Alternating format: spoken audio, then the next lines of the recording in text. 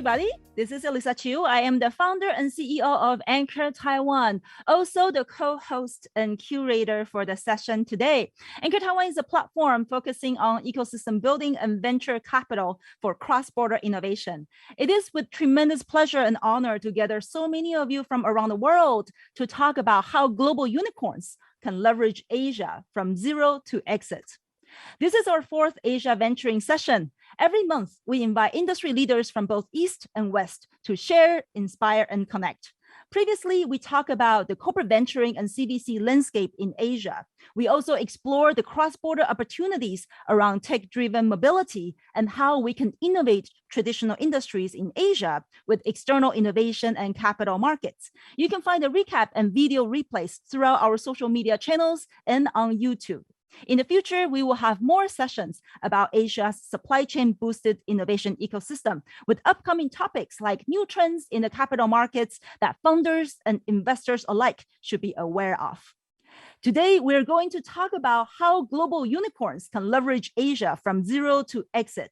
We invited Cheney Wang, the first team member of Latch in Asia, who is now the general manager in Taiwan and VP of supply chain, to talk about the roles that Asia and Taiwan play for this unicorn that went public earlier this year.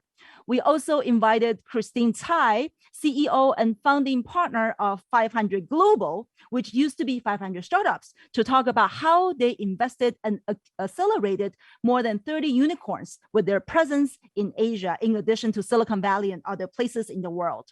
Last but not least, we have Richard Koo from DNX Ventures, who will share his observations about how corporates in Asia, particularly Japan, can build a win-win partnerships with global startups. An interesting side note, I actually met Richard at a 500 Global demo day. It really made my day to have both Christine and Richard here at this session. It shows the value of global ecosystem building, and it feels like a full circle. The Asia Venturing series would not have been possible without our co-host and important partner, DIGITIMES. Before we start, I would like to invite Eric Huang, Vice President at DIGITIMES, to share a few insights on today's topic.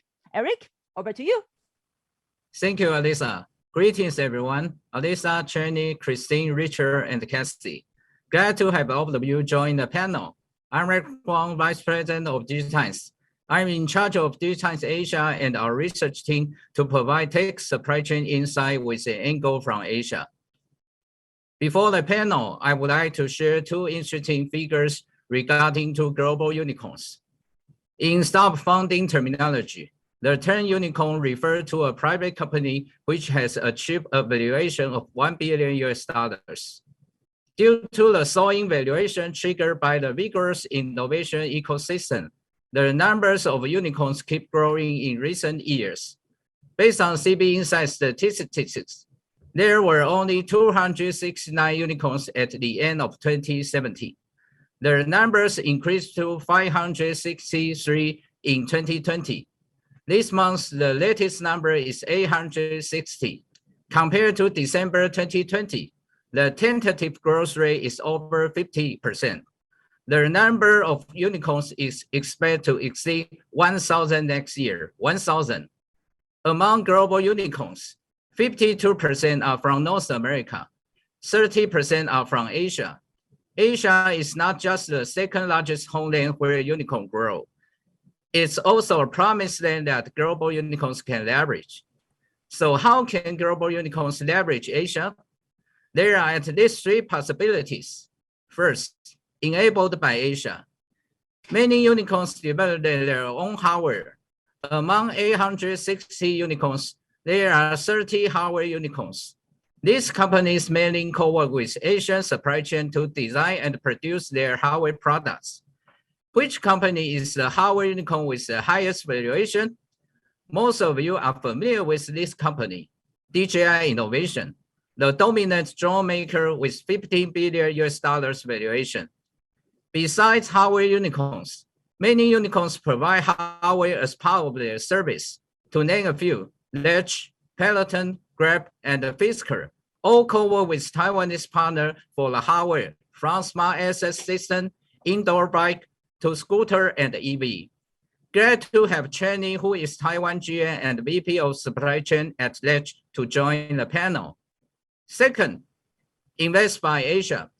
CB Insights ranked the top 10 unicorn invested based on the total number of current unicorns they've invested. Asia SoftBank and Tencent take the number 2 and the number 4 position. More and more Asian large corporations expand their corporate VC arm for the strategic investment. And more Asian sovereign wealth funds and family offices join the pace. Third, invest by Asia. Asian countries have a various culture and are under different economic development stage. The variety of application scenarios for both consumer market and the business market in Asia stimulate Asian-style innovations. Some of them are later introduced to the Western market or imitated by Western companies. For example, TikTok became a global phenomenon in recent years. Its owner, ByteDance, now is the biggest unicorn with $140 billion valuation.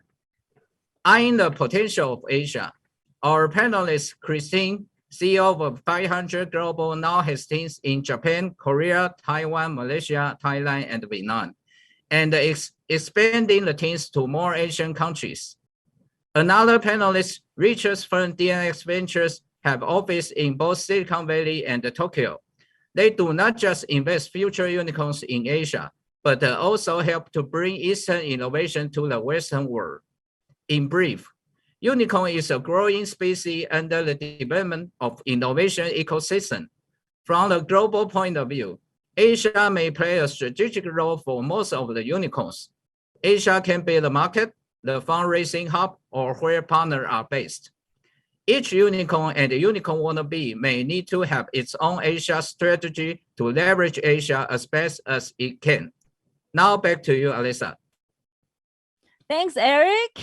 Now, I would like to introduce the interviewer for the session today.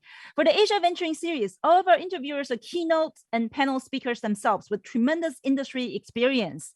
I first met the interviewer today, Casey Lau, back in 2013 in Hong Kong. I was still working for a hedge fund while he was already a successful entrepreneur, ecosystem builder, and tech influencer. If you are familiar with the startup landscape in Asia, he basically needs no introduction. Casey is the co-host of RISE, the largest tech gathering in Asia as part of the Web Summit family of global conferences. He is also the co-founder of Startup Hong Kong, which is now Startup GBA, Greater Bay Area. He calls this Asia Venturing session we're doing now the last Zoom event he is doing, and he's about to fly to Lisbon for Web Summit. Casey, how is Canada treating you, and have you finished packing for your upcoming trip? Thank you for having me, Elisa. But first of all, let's give a big happy birthday to you. I know you just celebrated a birthday and you just cycled around Taiwan to celebrate it. How crazy. I know, it was like beyond epic. I cannot wait to tell you all about it, about Taiwan, the beauty and everything as well. Thank you so much. That's a surprise. All right. Hey, everybody. This is very exciting to be on this panel. I'm going to be interviewing 3 amazing people. Let's bring them out. Should we just bring them out? I don't know how they turn on there. Boom, boom. There we go. All right, so you've had a little bit of an introduction about who these people are, but let's dive a little bit deeper. Cheney, how are you doing over there in Taiwan? I'm doing great, thank you, Casey. Okay, so let's talk a little bit about what is Latch exactly. Explain to people what is this amazing company that you are part of. Okay, so I first met Luke from Latch, the CEO and co-founder, 5 years ago. And his vision really moved me, right? He had a brand new vision for how to revolutionize the space of access. How do we access to our buildings? The keys has been around for hundreds of years, and there's seems to have no innovation in that space. People still carry the keys around. They use the different access or keys to open different doors. So that's where he has a vision that you want a single access, single a unified way to unlock every single door that's that gives access to spaces. So so I knew it would be a perfect fit. He has the perfect vision, right vision, a team that can execute it. I met the Latch when it was in the stealth mode 5 years ago. So I joined, became the first member in Asia, help out to build out the team here till today, and that manages supply chain and engineering development. You look at it all the time, so you probably take it for granted, but what is it exactly? It is a door lock, right? Yes, well, we have a very unique business model. What we offer, we work with the real estate owners. So we work with the operators who manage the building day to day. So we have a full hardware software integrated solution to allow a seamless experience for users to the building, working together with the real estate owners and operators. Now, who are the users? The users, of course, it includes the residents of the apartments who want the service professionals who needs to get into the machine room in your and the maintenance person who need to change a light bulb for your apartment. So we have fully integrated solution that allow the operator to have full access and control on every single user to the building while there's no keys to be lost, right? Without a key to be lost when people move in, move out, one of the biggest problems we saw and that inspired us to do this is you need to change your lock when they lose their key, and nobody has to deal with that fuss anymore with our solution. We offer, we have a backend system that that's an enterprise solution system that allow the operator to see what's happening, to able to track statistics on a monthly, daily basis, to offer new services to the resident in the building when they become available. One of our vision or story we say is we want to be able to deliver for a grocery store to deliver the milk to your fridge. So we want to be able to we have a solution for it, and we're ready. We're currently in 1 of every 10 new apartments in the United States, and we'll continue to grow. We recently just announced our office space solution as well, and together with Empire State Building, Brookfield Place, and Rockefeller Center as our pilot program. So we're expanding. We're extremely excited what's ahead of us. As Elisa mentioned earlier, we just went public earlier this year, back in June, and we're super excited. We can't wait what we can bring to the world, our solutions.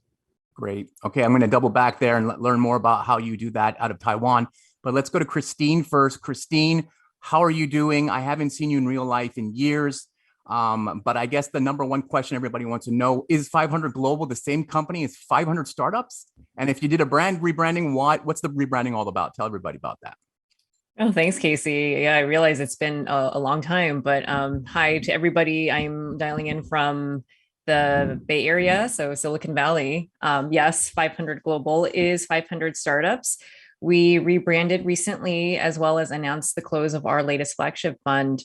Big reason why we rebranded was change is always good. And we felt that a new brand, which wasn't a complete change from the brand that everyone knows as 500, but reflected what we are aspiring to become, and kind of something, really showing what's unique about us as a firm, was very symbolic of kind of this next chapter of 500. And so it certainly, from the creative perspective, it looks different, a lot more. I like to make the analogy of we went from kind of more of a black and white motif to color, so going to color TV.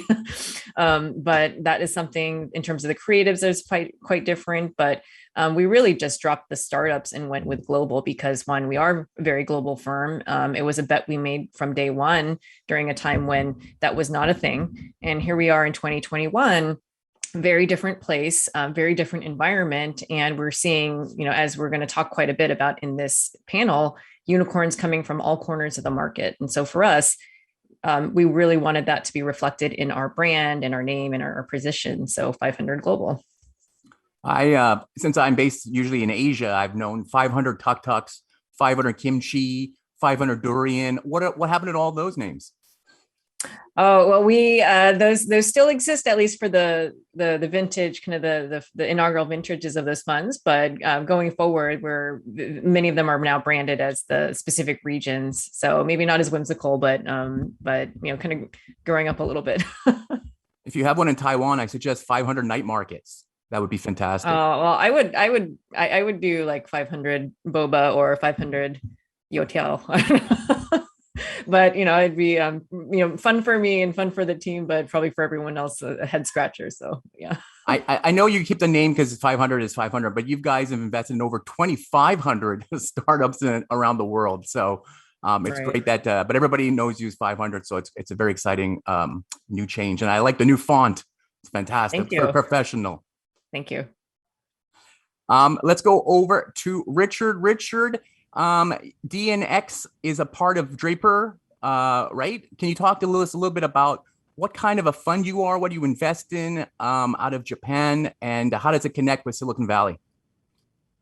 Absolutely. And Casey, appreciate you hosting this panel. DIGITIMES, appreciate you inviting us. So I'm part of a fund called DNX Ventures, and Casey, as you alluded to just that earlier, part of the Draper Venture Network.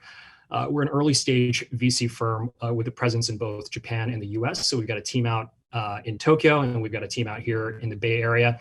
Bay Area team is focused on North America, and the Japan team is focused on Japan. We're primarily focused on B2B companies, so essentially startups that are selling to other businesses.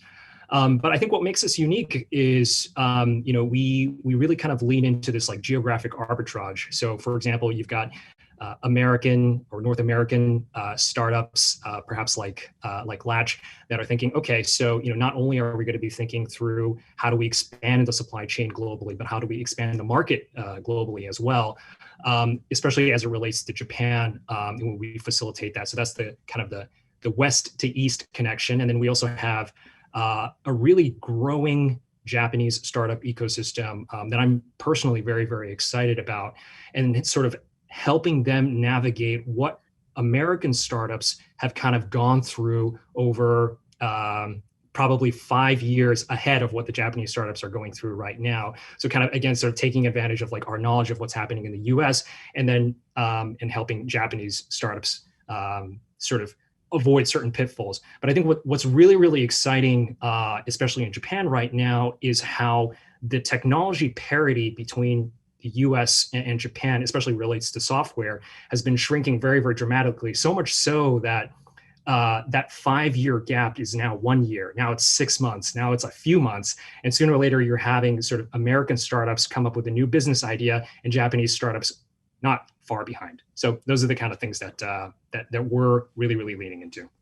You've just recently raised a $300+ million fund, mostly from Japanese LPs. Can you talk to me a little bit about like what are those corporates that are putting money into you, and why is Japan like so good with the corporate VC?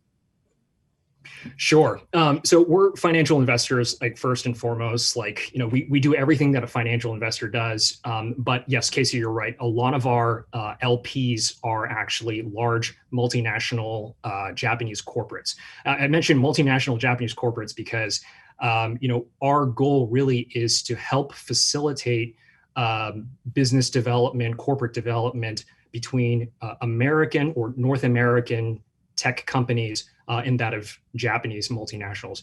To go to your question about why specifically Japan or the Japanese corporates are so active in corporate venture capital, and I think there's a little bit of a history to this, which is after the bubble popped in 1990s, there was this sudden drop in asset prices such that Japanese corporates started to hoard a lot of cash. And fast forward 10, 25 years, now a lot of Japanese corporates are sitting on a massive balance sheet of cash. And then they're looking around and saying, okay, so what can we do with this cash? There isn't really a culture around dividend payments in Japan. There isn't really a culture around M&A. And so now a lot of this money is now moving into corporate venture capital.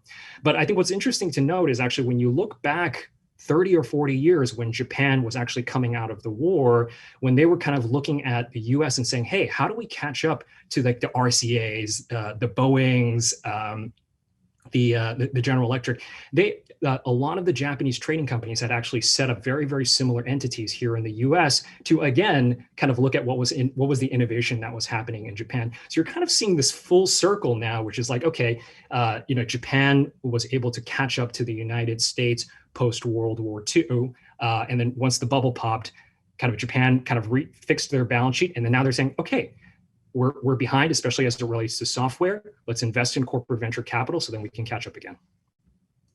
It's funny, Christine, I'm in Vancouver, and one of your ex-colleagues, Chris Newman's in town, and he was talking about 500 Kobe. So like, that's interesting, right? Because Richard's doing stuff with corporate, you guys are doing stuff with the government. Is there anything you want to add on to what maybe you learned working with the governments there in Japan?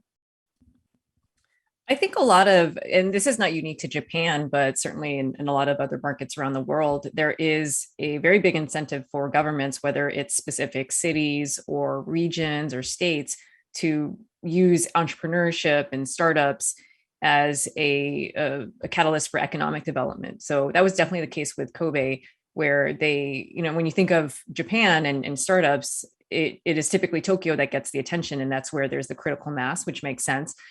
But for Kobe, they really wanted to bring some of that into the city itself as well, in terms of spurring that economic development, job creation, attracting founders to Kobe. And of course, you would think like Kobe, that's like, why would you go to Kobe? You can go to Tokyo or somewhere else. And the beef. But that was definitely a draw for people to get people to come doing mentoring there. But I think one of the things that they've tried to really differentiate themselves in is being sort of a hub for health tech and digital health. So that's something that has been that came up, I think, as we've done more cohorts with them.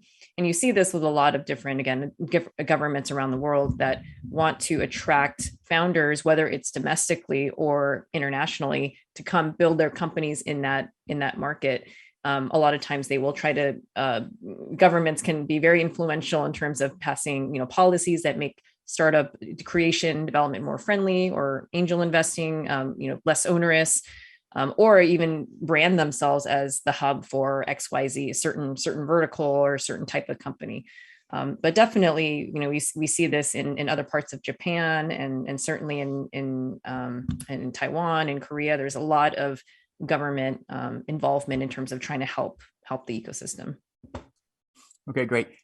Just want to let the audience know that there is a Q&A button at the bottom of Zoom, as you probably have known from all these fantastic Zoom events. So if you have any questions for any of the panelists about what we're talking about, please put them in there.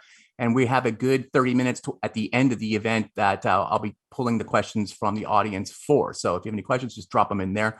I have the window open, so I'll be looking at them as we go along. Now, I want to kind of talk about the idea of the unicorn, right? So I know this is a unicorn. There's a word unicorn next to my head, or all of our heads right now.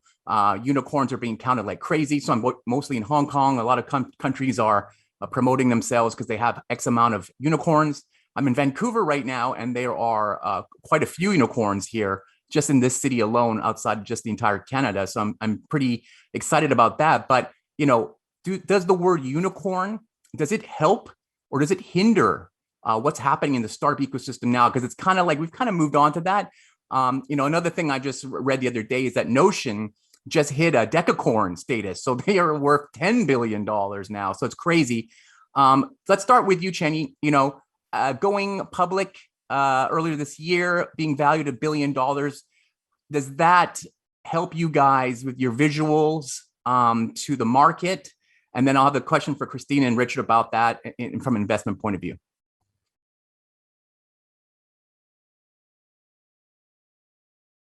Thank you, Casey. I think, well, we're extremely fortunate that we have gone public this year, and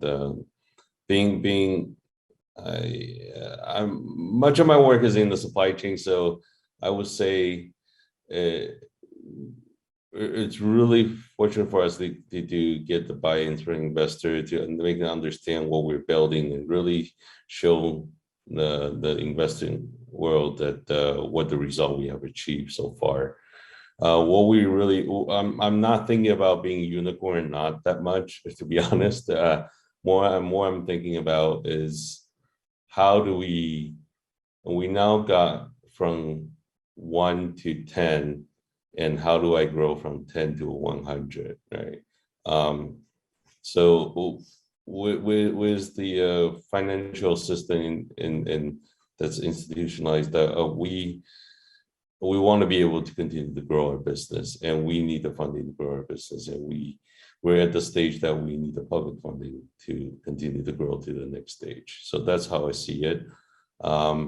There's definitely a lot of opportunities. We're currently in North America only, and we want to expand to other markets for sure, right? And that hope. And so I'm looking at from growing our business perspective, how we can bring our solutions and convenience to everyone around the world. Great. Christine, you have like 30 unicorns. Is that pressure, or is that like the deal that shows off the success of the investments you make?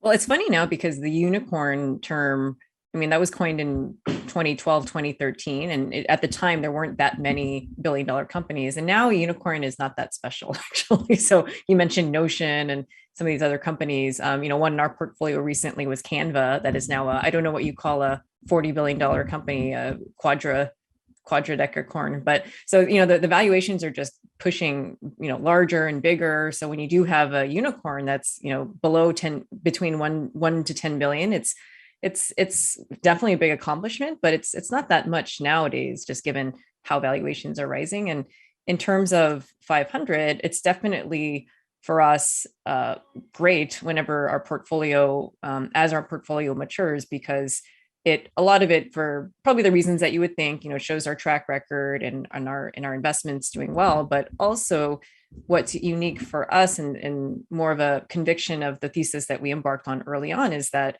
of those unicorns, about, close to just shy of 50% are from outside the US. About 30% of those are from Asia. So it really is for us a sign that unicorns are coming from everywhere. Decacorns are coming out of everywhere, and definitely from Asia. And that is only going to increase over the next, however many years. So I think it's just a sign of a lot more money coming into this market, venture as an asset class, if you consider an asset class, but just a lot more money coming into this market. Some people are worried that it is unsustainable, especially with valuations all across stages, certainly at the late, pre-IPO growth stage, but also at the early stage. But, I think it's actually just more the fact that people want to invest into tech. They want to get access to venture capital in the private markets, and it's just pretty amazing to see how much it's growing. But it's certainly a good time to be investing in venture and in tech, and not just in Silicon Valley, but in Asia as well. Yeah, I see. Like some of the big Silicon Valley funds are opening pre-seed funds. What do you think about that? Because you guys are usually at that point, right? You're out there hustling around the world, getting those kind of teams. Now you're competing against these super huge funds that specifically have these pre-seed funds. How does that affect like how you guys look at deals, and how do you scout for new startups? Well, I think the most recent one was Greylock, right? They just announced a pretty big, quote, seed fund. And although seed is not new for them, but it's more of a dedicated vehicle, I think. So I think it's actually more, in many ways, more validation of the stage that we have been historically investing at. Of course, now with what we had announced, the new brand and also the new fund, our goal is to actually expand the scope of our investment. So certainly our bread and butter is very much in the early stage, but we do want to follow the companies from first check to last check, and so we've been something that we're excited about for this next chapter. And in terms of like how that competes or not with us, I mean, all of venture is in some ways cooperation plus competition into getting into deals. I actually feel like for a lot of those types of investments, they would, some of them there is some overlap with the types of companies 500 would invest in. But then I think what does come to mind is that they still are investing, in a smaller number of companies. So and as we know, there's so many startups out there that aren't able to get access to a Greylock or those types of deals because they don't do the pace at which many other seed funds or pre-seed funds do. So it's not necessarily like they're coming in to eat our lunch. It's really just providing even more funding. Yet, there's certainly many companies around the world that are not in Silicon Valley. They don't have access to Greylock. They don't have access to Silicon Valley. They get overlooked by typical venture capital. And so I think there's just a lot of opportunity to continue to invest. And hopefully some of that funding does go into those kinds of founders as well. That's great. I love that. And I'm going to bounce off that quickly. So like those other kinds of Silicon Valley funds, they don't necessarily have offices like you do in Asia, right? Do you find that having such great people in Asia, being able to find these kind of companies has been a big boon for you that you've been growing up over the last 10 years? Or do you think that it's still like they should come, like the dream of coming to Silicon Valley and meeting investors on Sand Hill Road? Is that still a thing, or from Asia perspective? Or do you think you're able to get your 500 Malaysia team to get involved earlier and get them on board faster? I mean, Silicon Valley definitely still has that draw, but I think what's happening is it does still have that draw. It's still, seen, as I don't know if not too many companies would turn down the opportunity to raise funding from maybe that Sand Hill Road crew.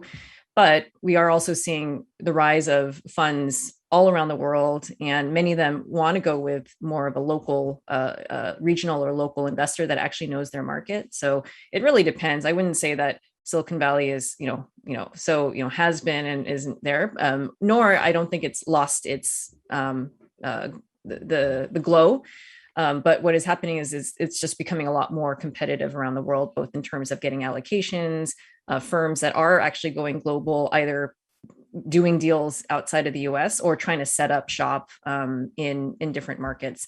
For us, again, we may have been one of the first or one of the early ones there, and we're very proud to continue to lean in further and become, in some sense, hyper local in some of these markets. That is pretty key to being global. I feel like you can certainly meet a company over Zoom nowadays and feel comfortable and write a check, but I think that only goes so far. I think having people on the ground like we do in a lot of these countries in Asia and Southeast Asia, that really bridges that gap between understanding local, but also having access to a global network. Great. Richard, a few years ago when Prime Minister Abe was still in charge, I remember he declared Japan to have, 10 unicorns by a certain year. That seems like a lot of pressure for the Japanese startup ecosystem. And I know that unicorn status things in Japan are like a big deal. And I don't know, how many do you have in Japan now, do you think? And how do you think, with Japanese culture, does the unicorn come into play there? Yeah. So, I think there's two parts to the unicorn status, right? There's like the $1 billion valuation, but the other part is the private part. And I think reaching $1 billion in valuation, I'm not to say that it's easy or it's trivial, but it's not necessarily rare, right? So like if you look at S&P 500 or you look at most companies on the NASDAQ, most of them are more than $1 billion in valuation. I think the really, really tricky part, and this goes to what Christine was saying earlier, which is like, how do you reach $1 billion valuation while staying private? And the reason why that was very, very difficult up until quite recently was because it was hard to get enough institutional capital in the private markets, i.e. VC firms, to actually keep financing the business such that you can reach $1 billion valuation. I think one of the greatest examples of this is, for example, like Microsoft. So Microsoft, Bill Gates only raised like $1 million of venture capital, and he IPO'd the company in 1986 at 777 million. If Bill Gates was raising money in today's market, I'm sure he would have, continued to keep the company private until much, much, much, much later. But the venture capital market at that time, it was so hard to get capital to stay private enough to reach a higher valuation. And so now, I think the benchmark to IPO is 10 or probably $5 to $10 billion in market cap. $1 billion is kind of not good enough. And again, not to say that it's trivial or it's easy, but it's just not, it's probably not past that threshold. Now, bringing this back to Japan, Japan is going through exactly what the US went through the 80s and 90s, which is there just simply isn't enough venture capital dollars in the ecosystem to keep financing these companies to get to that $1 billion mark. So there are tons of IPOs that are happening in the mother's market with sub $500 million, sub $400 million exits, which are, it's great from a liquidity perspective, but you don't get the title unicorn. Gradually, this is changing. And I'm very, very excited to see a lot of growth equity firms, both US-based as well as Japanese-based firms that are coming into the Japanese market that are continuing to finance a lot of these Japanese tech companies such that they can stay private for a little bit longer without having the overhead of being a publicly traded company. So to answer your question, 10 unicorns, I am not sure what the recent statistics are, but I think there are probably close to that, or companies that are just IPO'd at $1 billion. Great. Now I want to know a little bit about the Soonicorns. So these are like the unicorn. These are the startups that are on the brink of hitting $1 billion status around Asia. Like, where would people be looking for these kind of companies? Because Cheney, Taiwan is quite a small market, but obviously they can expand to the rest of the world. Meanwhile, Indonesia is massive, but they don't have a lot of tech companies, because I think the same kind of consideration Richard was talking about. Anybody from the panel? Where are we looking next for the Soonicorns that maybe we don't expect them to come out of from Asia, that you're keeping your eyes on right now? Christine's got her eyebrows up, so she's going to answer first. I feel like they can. I mean, you used to think there wouldn't be. You wouldn't think of countries in Asia or Southeast Asia, but I feel like the pace at which there are unicorns coming out of definitely in Southeast Asia. I mean, there's quite a lot, and then when you look at East Asia, I feel like I have to say that the next unicorn coming out will be in Taiwan, because I'm probably speaking to a lot of Taiwanese in the audience, but I actually do think that it is very possible in terms of the type of startup talent even we're seeing and investments we're making on the ground right now. I think definitely in terms of sectors that could be really differentiated for Taiwan. We're doing a lot in fintech and blockchain, and no one needs to know, or no one needs to be reminded of how fast growing blockchain and crypto are, and DeFi. And we've met and invested in a number of really strong companies, certainly digital health, security, SaaS, deep tech. There's what we're finding really strong deal flow there. Now, in terms of the path to unicorn, I mean, I think, really depends on whether these companies are going up to the local market or broader Asia or global. But we're quite excited about what we're seeing in Taiwan, and certainly in Korea as well. There's a lot of macro factors that are influencing and actually probably accelerating a lot of that unicorn or soonicorn birthing or farming in these countries. But it is really exciting to see, for sure. Okay, Chetty. So Christine said Taiwan.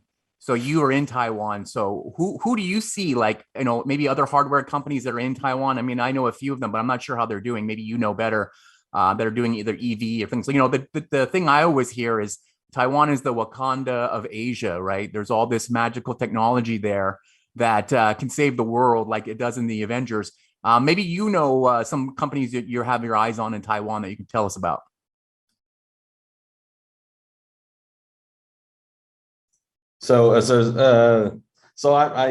Richard, Casey, being pretty heads down with the supply chain operations, and I would say, but I do want to highlight the point that there is why we pick Taiwan as the hub of Asia for Latch is because its unique position, right? Both geographically and in terms of talent pool.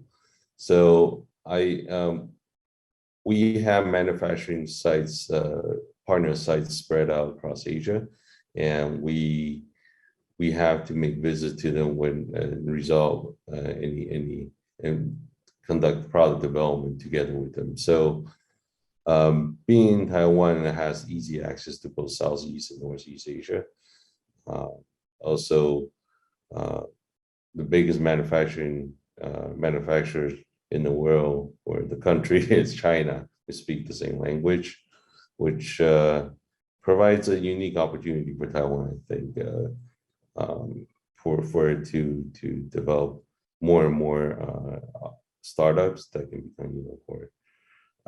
We continue and committed to invest in Taiwan in our operations in a branch office here. We're mainly focused on supply chain engineering operation, which over the past few decades, that's what Taiwan government has strongly cultivated, and there's a strong community and ecosystem that's supporting any hardware company, any hardware startup that want to start to productize it, make the product available to the world. So, yeah.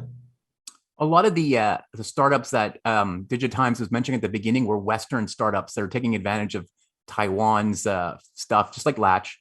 Do you see any other? What do you think could be the next big kind of breakout that comes out of Taiwan by Taiwan company that's using the Taiwan logistics and infrastructure like you're talking about? Or are you keeping track of that?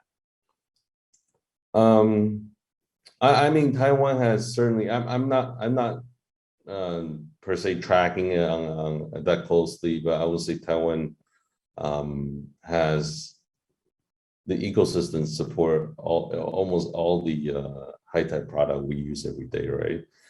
From your iPhone to your computer, PCs, notebooks, to even the latch locks. So there is vast amount of technology and supply chain ecosystem and that's already in place and being perfected over the years in the past decades. The Taiwanese manufacturers and vendors are extremely excited and more excited. What I'm seeing is they're more and more excited about investing in hardware startups and more willing to invest in that relationship.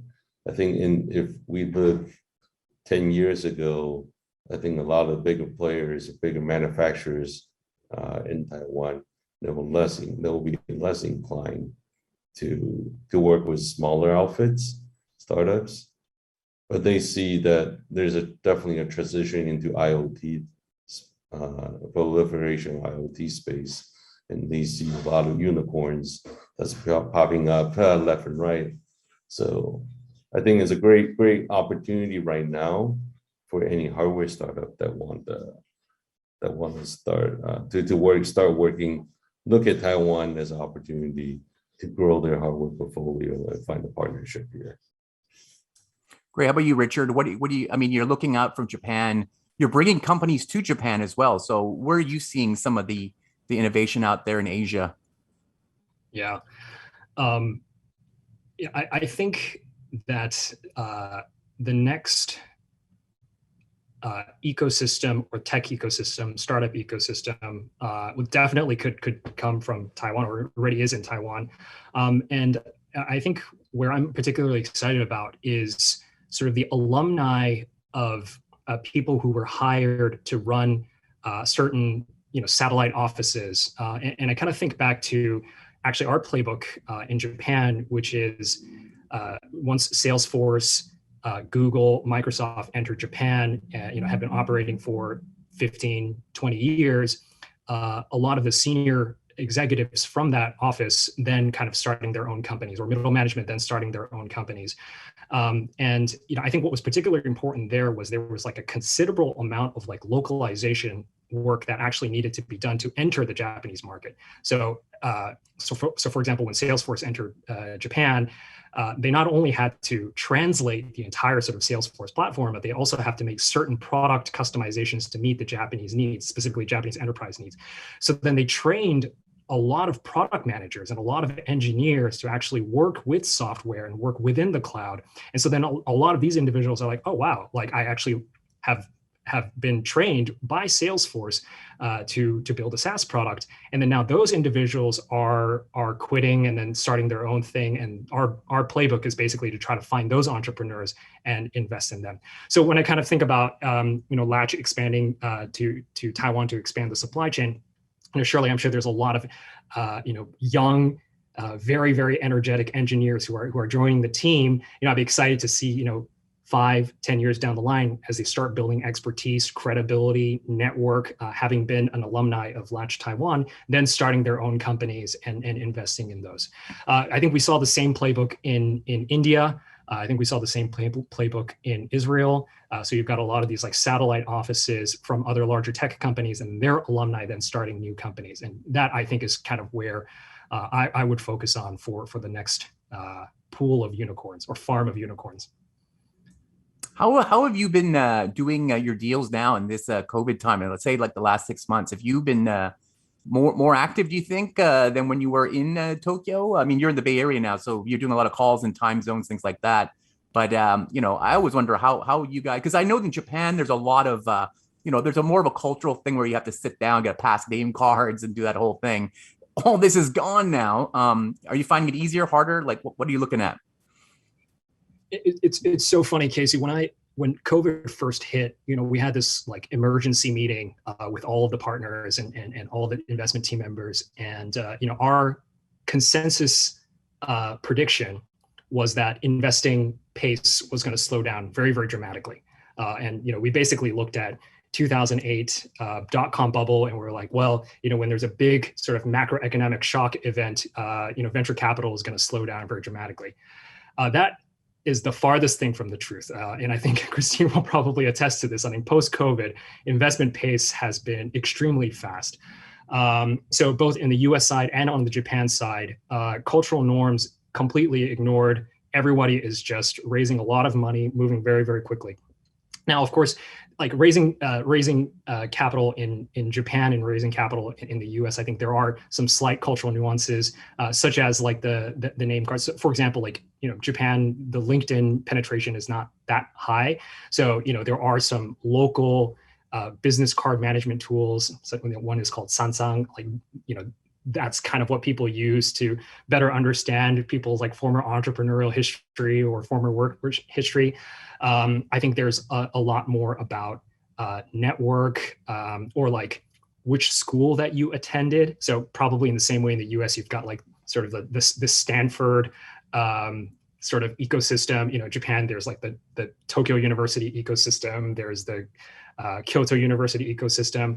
And so, as a VC investor and as an entrepreneur, you kind of have to understand those ecosystems and kind of work around it to get things done. But generally speaking, Casey, to answer your question, deals are getting done over Zoom. It was very uncomfortable at first, but I think over time we kind of got used to it. I want to know from Cheney, how did you guys, investing in startups, we hear a lot about it. I know Christine did one of the first online demo days for 500, very well attended, lots of action going on. But how do you guys continually doing a company across the Pacific and do so much orders that you're able to go IPO in this whole time? Is there any great story you want to tell us about how you guys work together? Yeah, I mean, we actually Latch started in 2014, and we the headquarters in New York. So the initial members and founders are all there, right, initially. But when I joined Latch, we started the expand the Asia operation, and then later we want to attract more talent, so we also have Vancouver and actually the San Francisco office. So prior to COVID, we have adapted to a more remote first working model that help us to collaborate. So we use a lot of Zooms, we use due to time zone difference and the geographical difference. It does we do have offices, of course, when COVID hit, still makes everyone a little bit nervous. But I think we're more resilient given we're a young company. It's in our DNA that we adapt and being flexible the way we work, and we quickly adapt to use teleconferencing. Initially, it was uncomfortable for the first few months. It does seem a little. I think one of the a big initiative we started that was really important is the HR initiated the emotional support program internally. We have outside consultation, third parties that can help anyone that's dealing with feeling of isolation, because everyone kind of locked. The U.S. People kind of got locked down at home for over a year. So we quickly initiated all these support program and got through it. And now it's the norm. It's funny when U.S. when the vaccine is widely available in the U.S. earlier this year, and most people got vaccinated. When we talk to our staff and say, "Hey, now we can return to the office. Anyone want to come back?" A lot of people say, "Hey, I'm not sure anymore. I'm quite comfortable working at home under this new norm." And so now we certainly are. We do not want to limit ourselves in our growth. So we want the best talent available. So at this point, we pretty much say, "Hey, we just want the best talent, no matter where you are. You can be in Europe, you can be anywhere in the world, and if you have the right talent, come join us." Right. Christine, so I watching the demo days. I'm sure you're going to do a hybrid event when we go back to live, because I think you're getting a lot of value out of that. But I guess what kind of added value do you think you add to these portfolio companies on the cross-border side of it? So now you can do these demo days, and the startups can pitch from anywhere. Do you do a lot of networking and introductions just like this, or do you value having it in person? Like, what do you see is going to happen in terms of the value upside of your portfolio companies? I think specifically for demo days, I mean, I feel like they will return in person, but there will be a virtual component to it. So as one example, it's not a demo day, but we are holding a conference at the end of the year called a pre-money. So it's our it used to be kind of an annual venture capital focused conference that's really more for investors. It's in Miami, so be forewarned. Where I guess COVID is still there, but it's been a pretty active city in terms of events and conferences. But that is going to have a virtual component to it. We are pairing our AGM with it, and we know that many of our LPs, particularly those from Asia, it's a lot more challenging for them to make it over to the US due to pretty onerous quarantine requirements when they come back home. So many of them may not be able to do that, but I think that will be the future. I mean, as much as there are many people who are itching to get back on a plane and eat bad conference food and mingle and network, and that is hugely valuable. Definitely would not understate that. There is a lot of flexibility that comes with being able to have a virtual experience. Now, in terms of how 500 or any firms, but I can really only speak for 500, bringing that value to portfolio companies or LPs. I think it's beyond the demo day part, but it is really what a lot of these companies or LPs are looking for. So a lot of our portfolio companies are looking to, when they think about market expansion, it means they're looking for customers, looking to potentially grow a team in a certain country or region. Certainly fundraising is a big part of it. the cross-border connections that we can provide either through our network or just the sheer fact that we have people on the ground in many markets around the world, it's a huge advantage. And a lot of venture firms will always have something about how they can add value to their portfolio. But I think for us, we are certainly a very good partner and investor for companies who are thinking global from day one, or they're thinking maybe not, they're going to go global right away, but they do have kind of a global mindset. And the other thing to note is global doesn't necessarily mean I'm going to go to the US. That's maybe the case in the past where people would think a company in Asia, say they're in Taiwan or Malaysia, they want to go global, they want to enter the US market or the Europe market. Actually, nowadays, it can certainly mean the rest of Asia or potentially go into the Middle East, Africa.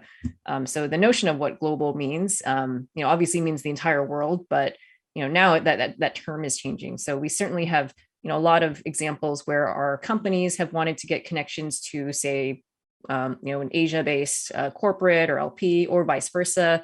Those LPs have seen great deal flow and wanted to make those connections. They've seen this either through our demo days or through our AGMs or just from a lot of the content that we share. That's definitely been very valuable for the founders and our LPs. And we know that reputation hopefully precedes us. We've even had some of our unicorn companies, US based, they could, hotshot company that could call anybody up for help, but they asked us specifically, how do we get into Southeast Asia? So I think having that network and that kind of know-how of have actually been in these markets makes a big difference, in addition to a lot of the mentorship and education, especially at the early stage for a lot of these companies, because that's oftentimes absent or not as developed as, say, in Silicon Valley or in other markets where startups are more mature. Same question over to you, Richard. What is Mitsubishi or one of your other corporates looking for in terms of what are you going to offer them back? What kind of help, what kind of value are they going to get from working with you guys? Yeah, it's actually quite not simple, but it's the kind of a little bit of a perfect storm because I think there is a lot of enthusiasm from corporates to meet startups. So there's not a tremendous amount of work that I have to do to convince them to meet an interesting company. I think the bigger part, and this goes into the value proposition thing, is understanding who within the organization that a said startup should talk to, and what are sort of the levers that we need to pull in order to get a business development or corporate development thing across the line. And so that is kind of what kind of DNX kind of brings to the table, which is we really kind of understand the ecosystem of Japanese corporates, which is kind of this this spaghetti relationship of kind of everybody owning a little bit of everybody, and these kind of cohort relationships of companies that are kind of centered around the Mitsubishi, Mitsui, Sumitomos. And so kind of having a really granular understanding of who are the stakeholders within all of those ecosystems that you should talk to first before then going into the next one is kind of what we bring to the table.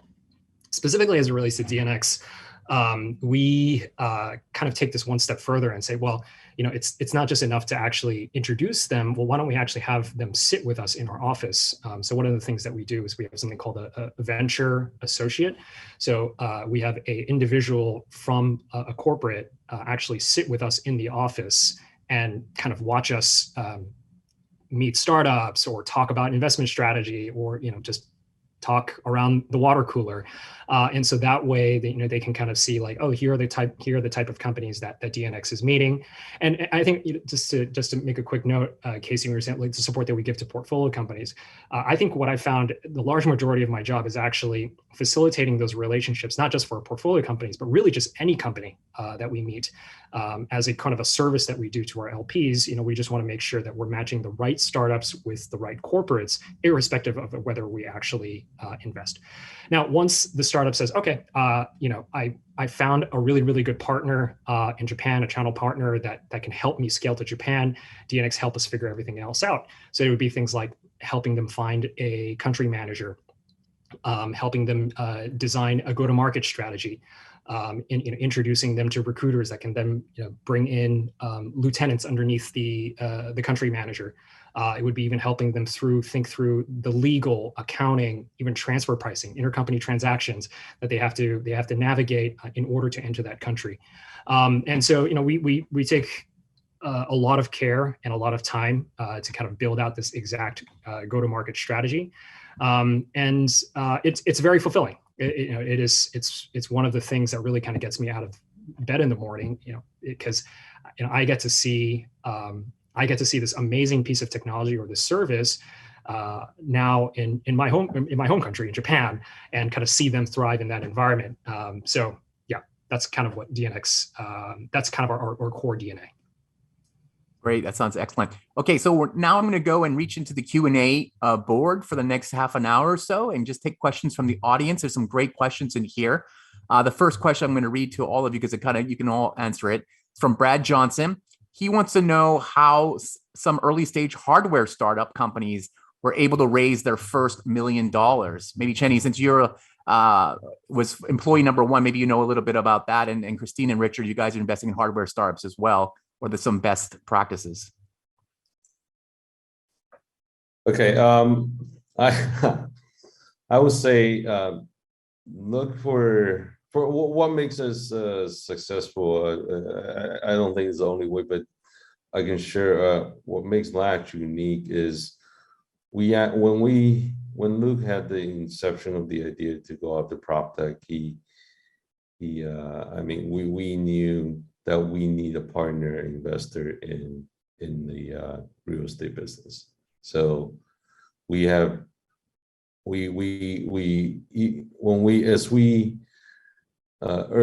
on as we design our products before and in the conceptual stage, we work closely with our investor and some of them are real estate companies to really understand what is the need from their perspective. How can we make their life easier? And if they're on board, not just if they're on board with the idea, then they're on board as an investor. So that's kind of how we go about approaching getting our initial fundings, and later on we will kind of expand on that to other accelerators and venture capital money. But initially, we were very focused. We want to do prop tech. We go out to real estate companies and make sure they buy into the idea, the concept. We iterate until they do, and then go from there. Christine or Richard, have you guys invested in any companies? Like what it takes to get to your first $1 million investment for startup?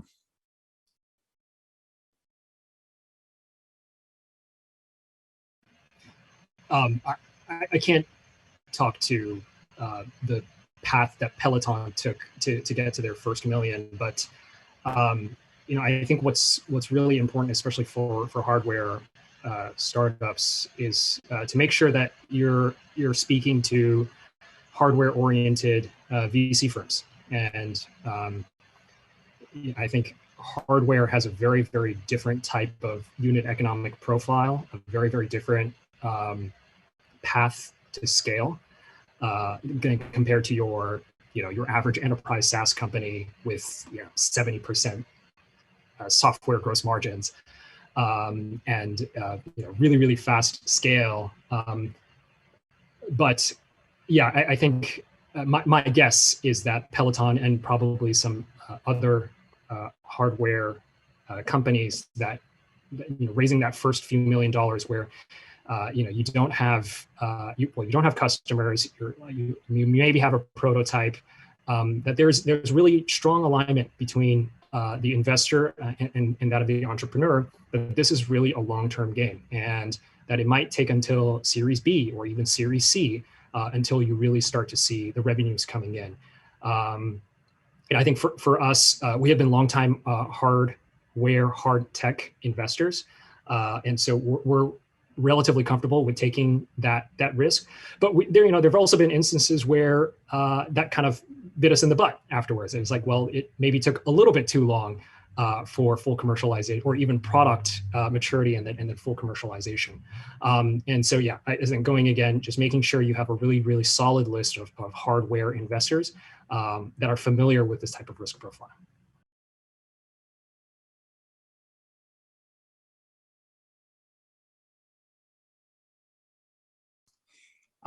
Here's another question from Peter Chu. This one's good. Well, Gogoro, that's the company I was thinking about, the electric scooter from Taiwan. Is Gogoro a good example of strategic corporate and Taiwan ecosystem support that's unique to Taiwan? Should other Taiwan startups follow their model? This is a question for anybody to answer that may that. But what do you think, Cheney? Are you riding around these Gogoros around Taipei? I haven't ride a scooter I definitely ride a lot of scooters when I was younger, but I haven't been riding them for the past. But a lot of people I knew do. They're extremely popular, and I think Gogoro personally. I think Gogoro has a really unique business model that's unique for Taiwan. Giving scooter is just very popular in Taiwan. And to a lot of Asian countries as well. So I can't speak too much on that, given I haven't done as much study as I should. But I would say they have definitely the from supply chain perspective, they have all the support and the ecosystem that the Taiwan community has to offer to make that a reality. So, yeah, I don't know if Christine or Richard has any other view from the investment point of view for Gogoro.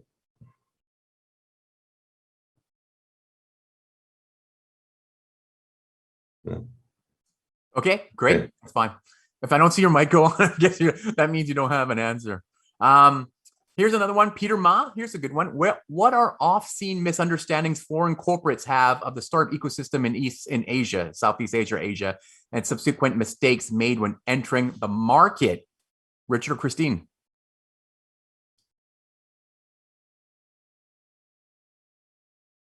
I guess if I understand the question, so what are the maybe missteps that foreign, I assume non-Asian corporates have of the East Asian startup ecosystem and mistakes? I mean, the one thing that comes to mind is not really truly localizing to that market and potentially seeing Asia as this monolith of instead of very distinct countries. I mean, obviously, we know Japan, Korea, Taiwan, and then you go into Southeast Asia, et cetera. They're all very, very different countries, different languages, different cultures. Sometimes that's not quite as obvious for certain companies going in. They think maybe it's a matter of just translating their content, and they use a lot of their own best practices or cultural practices in that market, and it goes terribly wrong. Maybe don't do enough customer development. And this isn't just startups, it's certainly big companies. We've seen some examples where big companies have made a big splash coming into a certain market in Asia, and then they have since retreated because they just couldn't win. They didn't understand the local market and what they were up against and what customers in that country actually what would really resonate with them. So I mean, that would be the case in entering any new foreign market. But I think that there are certainly some missteps that even say Google made coming into to markets in Asia, like many years ago, like Google coming into Korea and others. So I think that's definitely the overarching thing that comes to mind. I'm sure there's a lot of misunderstandings or mistakes that are made when going into markets. Yeah. The playbook that I often hear from sort of growth stage tech companies here in the US about entering Asia, it usually starts with, okay, first let's go to Australia and New Zealand because we don't have to do that much translation. There's relatively close cultural language affinity.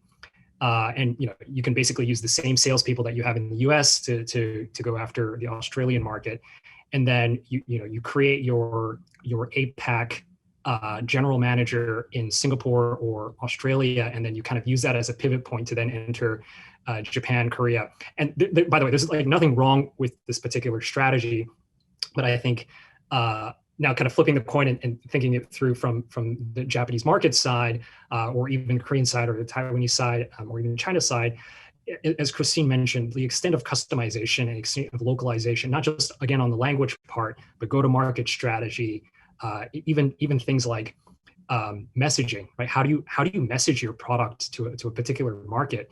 All of those things have to be thought through from first principles, right? Like what is the value that this product is bringing to this market? And we essentially have to ignore sort of the playbook that the U.S. market had, or the North American market had, and really kind of think through how will this message resonate here in Asia. I think some other things are, I think,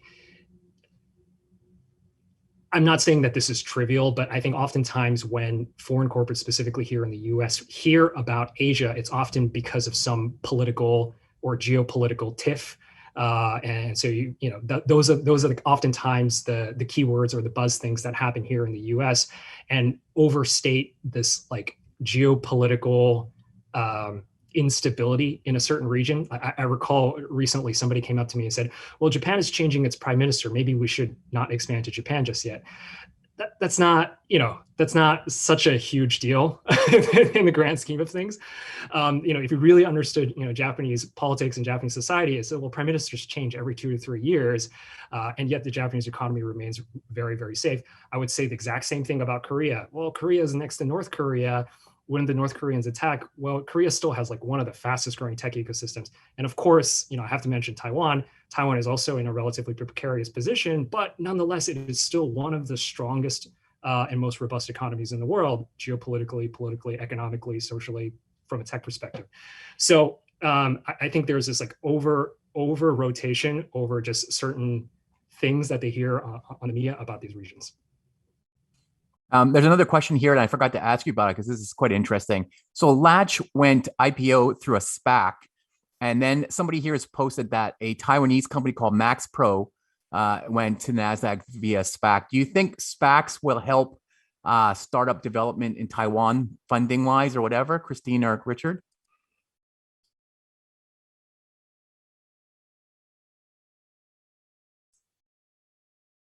Or Cheney? Jenny's definitely yes, definitely, because you guys did it. But I mean, that seems to be a big thing being discussed these days. No comments on that? Yes, Richard? Smiling? No? Yes. Yeah. So I'm obviously very, very excited about the development of SPACs, just because it introduces just another channel for investors to redeem a lot of the investments, or just another form of liquidity other than your traditional IPO or direct listing and M&A. But I think the general sentiment that at least I'm hearing kind of in the US is that SPACs are kind of becoming a little bit harder and harder to execute. And I'm obviously very happy that Latch was able to do it successfully, but I think there was a little bit of an oversaturation with these essentially blank check companies that weren't able to find great target companies like Latch, and are still kind of searching for companies. The PIPE market, which is basically the round of financing before the actual SPAC is consummated, that part of the market has also been drying up. I think my general advice for all companies is, look, if your fundamentals are good and you're growing in a very, very healthy way, whether it's a SPAC or an M&A or an IPO or a direct listing, it really doesn't matter. I don't think entrepreneurs should build a company around the fact that you can SPAC, because while SPACs have been around for 20 or 30 years, it's not. I think the best companies will probably choose other more traditional forms. Okay, Christine, here's a specific question for you. I know your answer for this, but everybody wants to know. So your experience and observations around Asia, Southeast Asia, even including Taiwan, which country in Asia do you think is the most difficult to produce a unicorn? And are there some reasons because of that besides maybe the population? I know you have to be very political in your answer for this, but what do you think? Like some of the key things besides, like, I know you mentioned before about the growth stage investment as well as something that would take people to go to the next level. But is there any other things? Is there a talent shortage in some of these countries? Is there just not like in Japan, as Richard said, like maybe the entrepreneurship, method of style of, is not as, contagious as in other countries? I mean, you can look at these different countries and look at the output of startup activity or venture funding or unicorns and use that as some sort of metric to prove whatever point, people want to make. But I actually feel like just having been in all these markets or investing in these countries for quite a long time, I honestly, it's hard for me to single out a certain one saying that is the most difficult, because we also have the vantage point of investing in a lot of markets around the world, which are probably you would think even harder than markets like Japan, Taiwan, Korea, Malaysia, et cetera, to produce a unicorn because of whatever perceptions, or just genuinely maybe it's a less maybe the economy is different stage or not as developed as certain markets. But I guess like having invested in a lot of these countries and companies coming out of these countries for such a long time, I think it's just more a matter of time, honestly. I think you can certainly point to things like the culture or entrepreneurship, not being, a thing in certain markets, or the government support or whatever, but that is the case for a lot of markets as well. So I think it's really, we forget the fact that there is all this pressure, and this is one of the downsides of the whole unicorn meme, that there is so much pressure for companies to hit that $1 billion mark or decacorn mark and go public. And there's just such a flurry of activity. It's great, but I think it also leads to mismatched expectations. And certainly for founders, I think Cheney, or I can't remember, somebody mentioned the impact that there is on just the longevity for founders, and knowing that it is a very long game. They should not be expecting that they're going to hit unicorn status in 3 years. I mean, maybe that happens. Maybe if you're a blockchain company, like sometimes that's been happening lately, or in NFTs. But it's really, like far few and in between. Like it is going to, even if you get to that point, it will be a long path. Many of the companies in our portfolio that are now decacorn or unicorn status, those companies are like at least 10 years old, on average. So I think, when you look at a market like Taiwan, I think there was some, questions on, well, Taiwan hasn't produced a ton of unicorns. I would say they haven't yet.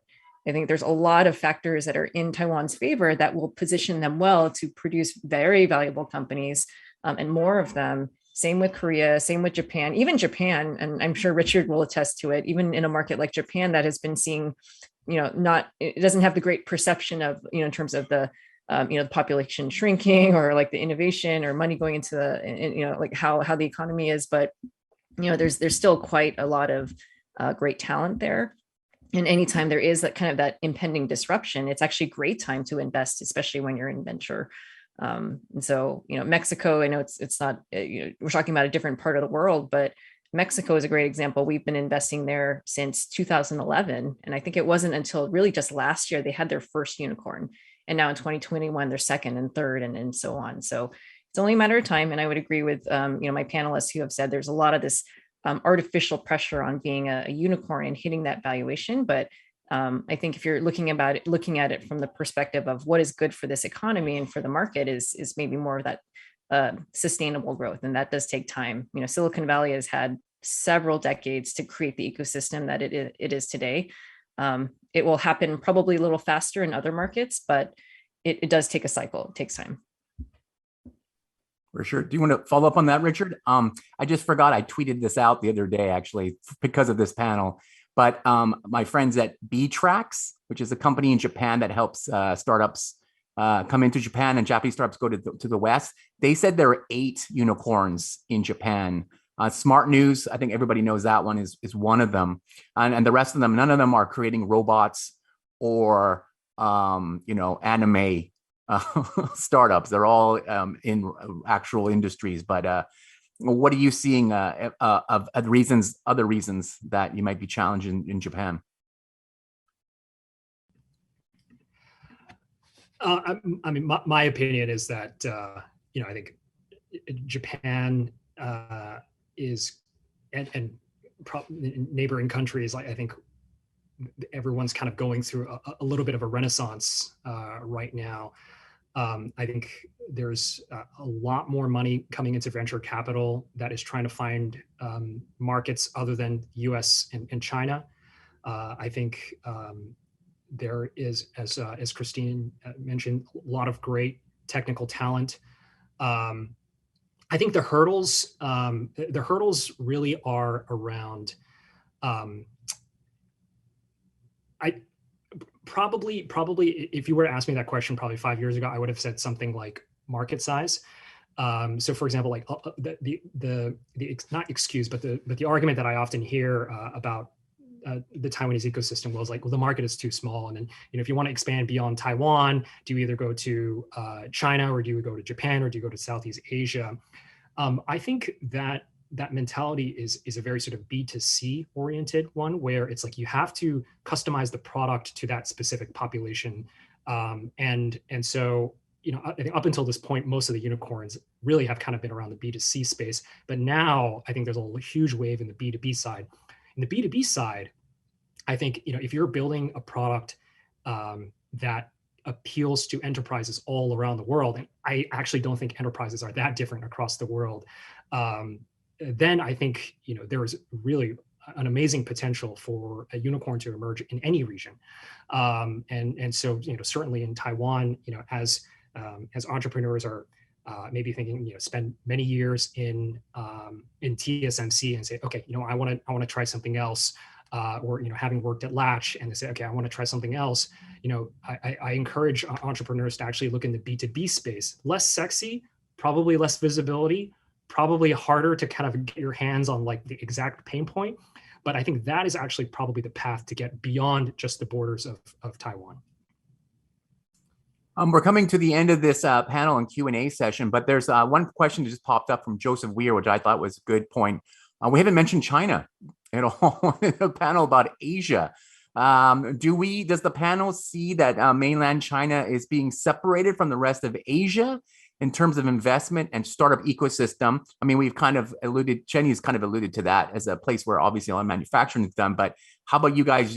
Does 500 have a office in looking at startups in China? And then Richard, whoever wants to answer on this.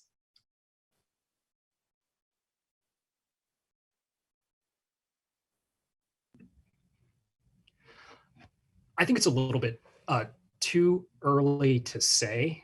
I do hear rumblings about institutional investors here in the US getting a little bit concerned about what's happening in China, and then trying to figure out ways in which how to mitigate that risk, or how to incorporate that risk into their financial models.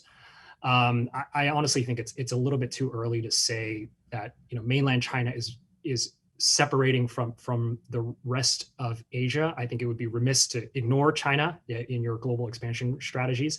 It would be remiss to ignore them as a really, really important part of your supply chain. So a little bit early to say. Christine, anything you want to say about China?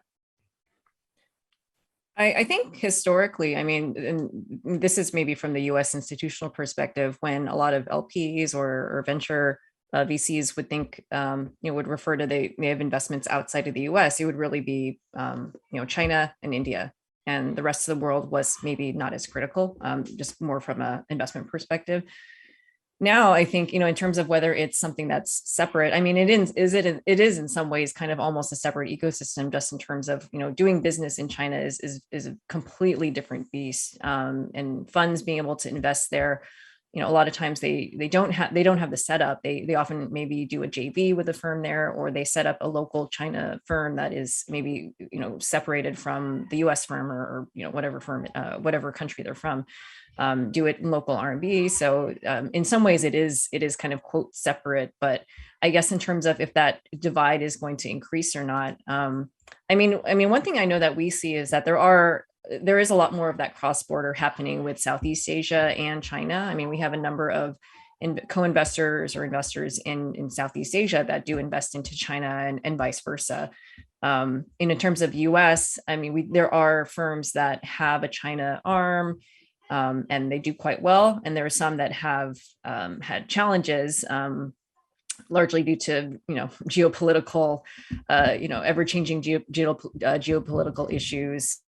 Certainly things like CFIUS are always top of mind for US investors. So, but that doesn't necessarily impact China. Obviously, it's such a huge market and a very active venture ecosystem. So it's not really going to, I don't think it takes away from that. But I think in terms of it, it continuing to be further distance or not, I mean, I think in some ways it'll always continue that way, just given how the ecosystem works there. But I think a lot of investments are just going to continue to go into China and potentially more, whether that cross-border action continues to happen or not, or decreases. I think probably I would agree with Richard. It kind of remains to be seen. I think there's a lot of, again, geopolitical influences that are out of any of our control that do influence that. Okay, great. All right. So this is just the last final question for each of you to close up the event. Cheney, I just want to ask you one last question. Why is Taiwan crucial for Latch? Yes. Well, I think Taiwan is crucial for us. That it allows us to operate efficiently. And what do I mean by that is in the supply chain, given all the supply chain ecosystem is all based in Taiwan. For us, it's based in Taiwan and China. It's important for us to be in the same time zone and to be able to collaborate directly with our partner suppliers. Second, I think we talked about earlier that China is a different beast. It's like its own ecosystem by itself. I would say China is a very relationship-based society. A handshake or a face-to-face meeting is often much more important than, I would say, it means much more than a contract, right? So being physically here to see what's on the ground, to be able to see the day-to-day and how things are going is extremely crucial from supply chain perspective. That's why we are continuing to invest, want to expand the team here, both here in Taiwan and China. We have great opportunities there, and we want to continue to grow the team here to help us grow the business. Great, excellent. Richard, last question for you. What is some advice what's like one best piece of advice for any company that wants to kick off their presence in Japan? I think it's kind of a not to like avoid the question, but it's just like do your homework. I guess specifically two things. One is understand the channel partners that exist in Japan. As I alluded to earlier, Japanese corporates do have a really strong hold on the economy, specifically the system integrators, the Fujitsu's, NEC's, Kyocera. Understand what everyone's strengths are, their weaknesses, what sort of side of the market that they play in, and use that knowledge to your advantage. Pit them against each other. Work with two of them, work with three of them. And in the meantime, determine your go-to-market strategy, whether it's continuing to be channel or direct. The second part of it is actually to to maybe appreciate the entrepreneurial spirit of Japan.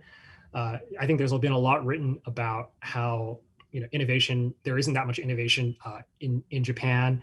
We're a country that is constantly looking around and catching up. I think there is some truth to that, but I think the entrepreneurial spirit in Japan is very, very strong, and it continues to grow. But what does that mean for foreign companies? Well, it means that if you don't move quickly, somebody is probably going to create that product in Japan relatively soon. And that's going to take away your first mover advantage, is going to take away sort of market share. Now, of course, maybe they can do the initial go-to-market and then marketing, and then you can kind of come in behind and kind of overtake them. But that is all to say that I think to expect that the country hasn't already thought about certain tools or technologies or certain products would to underestimate the entrepreneurial spirit and how closely Japan is kind of monitoring the rest of the world. Great. And finally, Christine, there's so many arms of 500. What's the best way for a startup to engage with 500 coming out of Asia? I guess depending on where in Asia you're coming from, definitely in Taiwan, we have a small and mighty growing team that's actually, I think, out of the TTA office. So I don't know if that's a good because then they will hopefully not get bombarded. But safest way is if you go to our website, you can submit and apply there. I unfortunately don't have the unique URL by memory, but going to our website is pretty easy. And again, depending on where in Asia you are, whether you're in Taiwan, Korea, Japan, or within Southeast Asia, we have teams on the ground there. So reaching out to them is most efficient. Great. Okay. Thank you so much, Jenny, Christine, Richard. This was very enlightening conversation here. And thank you to everyone watching this. We have Elisa coming back to close this up. There she is. Thank you, Casey, and thank you all of our speakers. I guess there's some really interesting discussions around, I guess, a bit about supply chain. Definitely reach out to Cheney if you want to know more, especially if you're working around something hardware related. And the cross-border basis, definitely echo Christine's sentiment in terms of basically for Taiwan, we are coming with, I believe, a wave of unicorns, like up here earlier this year in Japan. Gogoro is going to be listed through SPAC. And there's so much more that I would love to actually discuss with you. And then with Richard, a lot of what you mentioned with Japanese corporates when it comes to really, huge cash balance sitting on their accounts, and, there's interests and needs to really transform their business with external innovation. I'm seeing a lot of similarities and potential with Taiwanese companies as well. So definitely, I hope that this is just the beginning of our discussion. And for our audience, definitely reach out to our speakers if you want to further the conversations with them. I guess judging from the amount of questions about SPACs and also capital markets and fundraising, I definitely feel like our next session is going to be really just a very popular one, because we are going to talk about the capital markets. And basically, we're really seeing the record number of IPOs through SPACs. And how is Asia catching up? As we mentioned, Gogoro and also in Taiwan, some of the other companies are actually utilizing this new form, not new per se, but a very popular form of fundraising. How does that affect corporate strategies, and how would global investors, how can they also leverage this trend to take advantage of opportunities to invest into, let's say, hidden champions or really high potential startups in Asia? That's what we're going to talk about next time. Basically, the capital market is becoming very flat. So with SPAC, dual listing, direct listing, and so on and so forth, how would that actually affect corporate strategies and also startup fundraising? You're going to see the QR code in the end. So feel free to scan that if you are interested in joining us next month. We're having a really exciting panel around that as well. And I guess, for today's session, you're going to have the full recording very soon. So catch up with us on DIGITIMES and Anchor Taiwan's social media and YouTube channel. I guess with that, again, thank you for joining us, and with like our speakers from Canada, US, and Taiwan. I hope to see you again all very, very soon. And until next time, bye-bye.